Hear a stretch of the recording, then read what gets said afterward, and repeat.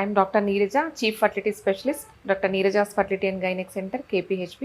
So పీసీఓడిలో కొన్ని myths కొన్ని ఫ్యాక్ట్స్ చూద్దాం. చాలామంది మిత్స్ పట్టుకొని అదే ట్రూత్ అనుకుంటారండి, అలా ఉండదు. మిత్స్ ఏంటి, ఫ్యాక్ట్స్ ఏంటి చూద్దాం. ఫస్ట్ మిత్ ఏంటంటే birth control pill is the only treatment for PCOD. But the fact is, so birth control pill వాడినా కూడా doesn't treat the root cause for PCOD. So అది one type of treatment, one type of temporary treatment అనమాట. అంతేగాని PCOD మొత్తానికి eradicate చేయదు.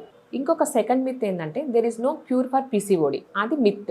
But the fact is there are so many options ఉన్నాయి. కాకపోతే రెగ్యులర్గా ట్యాబ్లెట్స్ వాడడము, రెగ్యులర్ ఫాలోఅప్స్లో ఉండడము చాలా ఇంపార్టెంట్. సో మనకు ఫర్టిలిటీ ట్రీట్మెంట్స్ ఉన్నాయి. సో వీటి వల్ల కూడా పీసీఓని మనం కంట్రోల్ చేసుకోవచ్చు.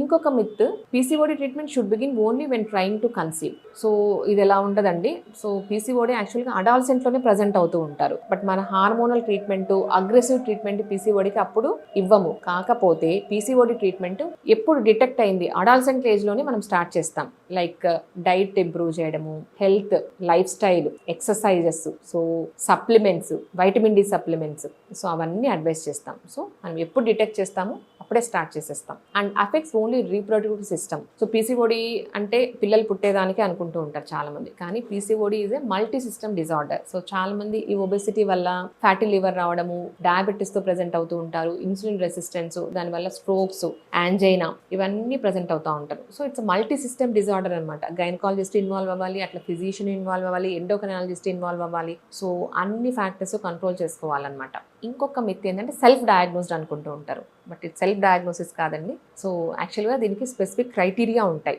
సో బ్లడ్ టెస్ట్ చేస్తాము, history, patient history, physical examination and ultrasound findings. So ఇవన్నీ మనం చూసిన తర్వాత కానీ మనం డయాగ్నోస్ చేయలేము. సో ఇది సెల్ఫ్ డయాగ్నోసిస్ చేసుకోలేము. సో డాక్టర్స్ హెల్ప్ ఉండాలి. ఇంకొకటి ఇస్ సీరియస్ హెల్త్ కన్సర్న్, భయపడిపోతూ ఉంటారు. సో అలా ఏముండదు, మన పీసీఓడిని కంట్రోల్ చేసుకోవచ్చు. బట్ రెగ్యులర్ విజిట్స్ అవసరం, రెగ్యులర్ ఫాలోఅప్స్ అవసరం, రెగ్యులర్ ట్రీట్మెంట్స్ అవసరం. It's a multi system disorder. So various doctors involve అయ్యి మనం ఇది పీసీఓడిని కంట్రోల్ చేసుకోవచ్చు. Thank you.